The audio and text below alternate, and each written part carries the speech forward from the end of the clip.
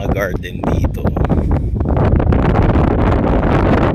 Lagi ako naglalakad dito pag naka-duty ako ng morning shift. Kasi habit ko na sa Copar before yung maglakad-lakad tsaka mag-jogging. Thankfully dito sa Tanajib merong ganitong area na pwede ako mag-jogging every night or walking bago ako matulog.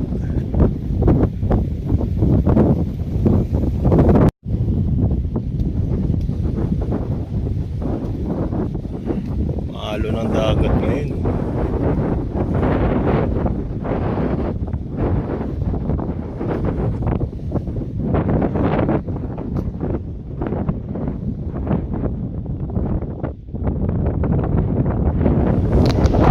Hi guys, this is Kimmerman from Kimmerman Studio at nandito tayo ngayon sa tinatawag na Tanajib Point 2000. So ayan, nakikita nyo yung number na 2000 mark dito sa daanan na ito. Tapos may poste dito ng ilaw at gabi kasi ako pumunta ngayon eh. Bali dito dagat yan. Ito yung Arabian Gulf Sea. Yan ay rinig nyo yung lagaslas ng alon, diba? So ayan, madilim na nga lang. Pero may mga picture at saka video naman ako previously na umaga ako naglalakad dito or nag-jogging. So again, this is what we call Tanajib Point 2000. Bakit Point 2000? Kasi ito yung ika 2000 meter ng Tanajib Running Alley or yung parang joggingan, gano'n. Saan pwedeng mag-jogging at mag-walking. So 2 kilometers to. Ito yung pinaka last niya na part. Tapos yung starting point niya nandun. Kung nakikita nyo to, this is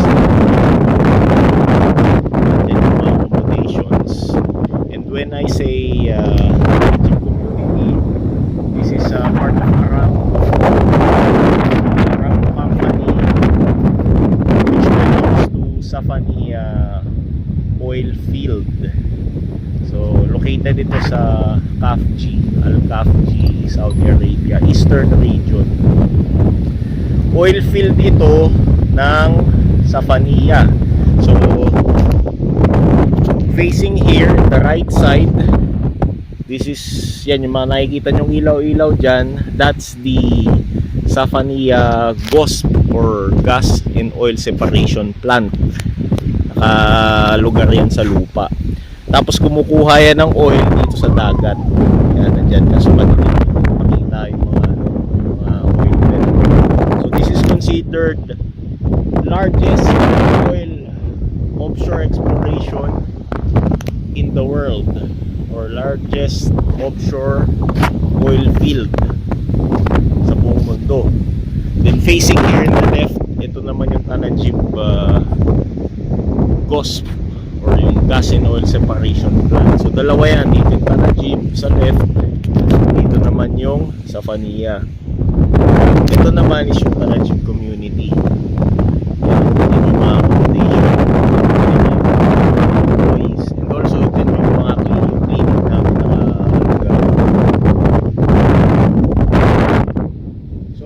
Every time na nakatayo ako dito sa point na to, sa Tanajib Point 2000, pakiramdam ko nasa nasa edge ako ng Saudi. Kasi when you look at the map sa Google Map, para tong kapirasong patusok sa eastern region ng Saudi, sa Safaniya part or Khafji part. Ayan, ang lakas ng hangin kasi nag-change weather na eh. So significant sa akin tong inaapakan ko na to kasi pag tinignan mo sa mapa or Google Map, makikita mo parang siyang patusok, parang siyang dulo ng Saudi. So parang sarap sa feeling pag nandito ako sa Tanajib Point 2000, parang nakaapak ako sa corner ng Saudi, sa eastern part, eastern region. So ayun, nakakatuwa kasi before ako umalis at umuwi ng Pilipinas na mag-exit, nabisita ko ulit itong lugar na to kung saan lagi ako nagwo-walking bago ako napunta ng offshore. Nabisita ko na naman tong significant na lugar na to dahil ito nga, lagi ako nagpapapawis dito and mamimiss ko tong Tanajib Point 2000 and the whole Tanajib itself at yung offshore areas. So again, ito yung Tanajib Point 2000, and if you look at the map, nasa corner ito ng Saudi Arabia, eastern region, sa KAFG and sa Fania oil field.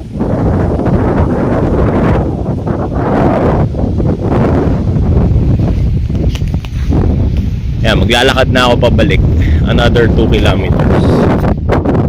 So this is Kimmerman from Kimmerman Studio saying stay fit, papawis, and God bless.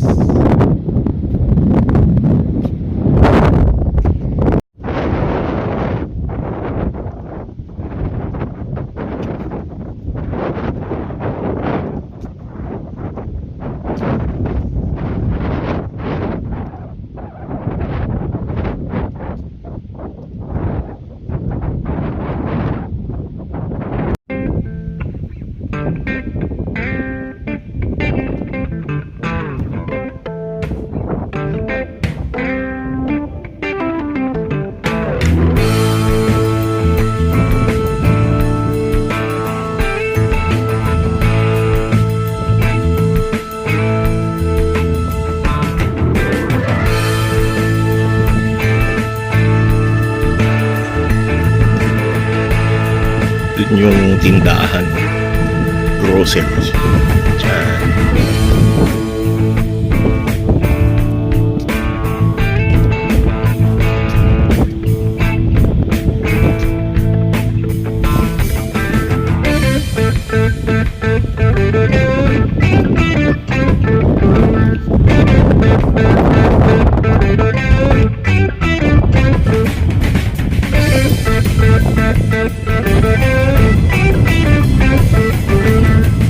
Store commissary.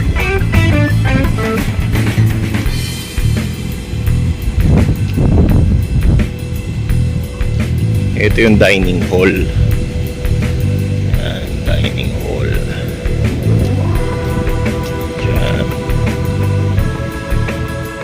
Tapos dito yung park.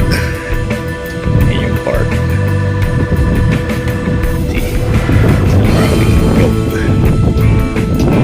Ito yung library. May internet dyan. Pwede kang mag-computer shop. Ayan, papuntang soccer field dito. Tapos dito naman yung mga events place. Dyan. Events place yan. Kung may event, may mga nagsasayawan dyan. Ito yung gym. Basketball court and gym indoors. Ganyan.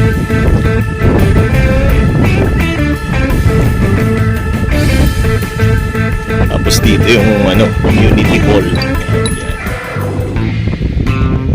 Diyan tea house.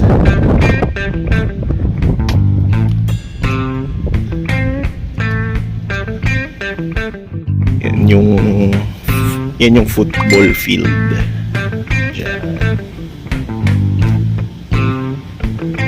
Dadaan tayo dyan, shortcut. Tapos dito yung pasukan sa gym. Ayan.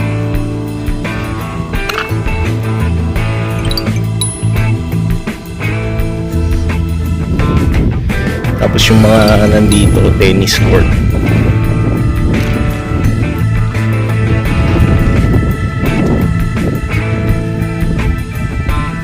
Diyan, tennis court.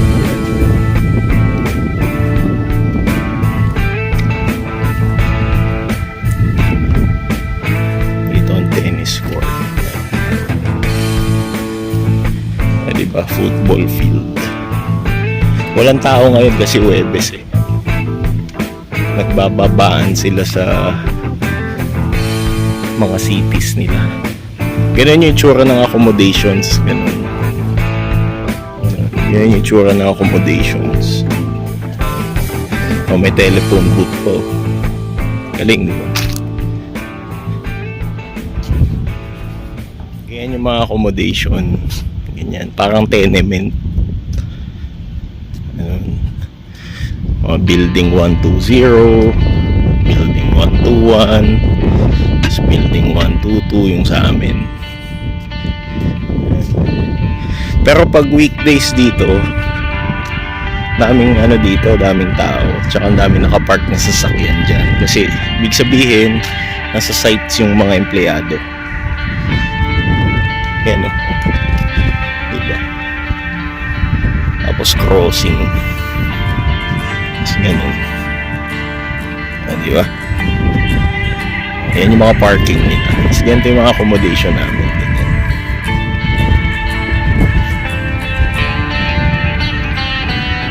Ganyan yung accommodation.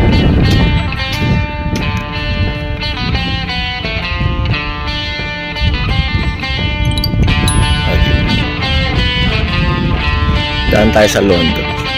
May labahan kami. Pakita ko sa iyo kung yung tsura ng London. Ayan, ganyan yung mga accommodation.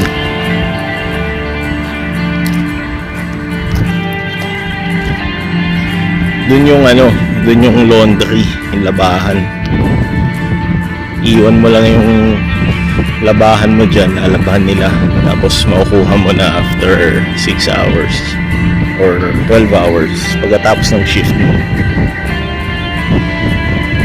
Ayan, may tao pa oh. Tao pa sa loob. Ito yung laundry.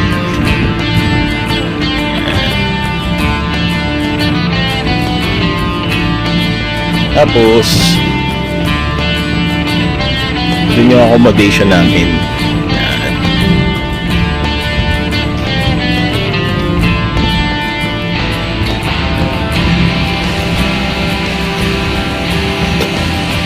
Yan, building 120, tapos 121, ewan ko saan, kasi 122 sa amin, building 122.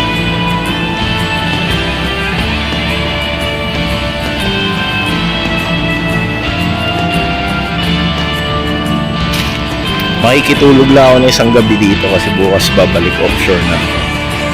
Hindi na ako dito.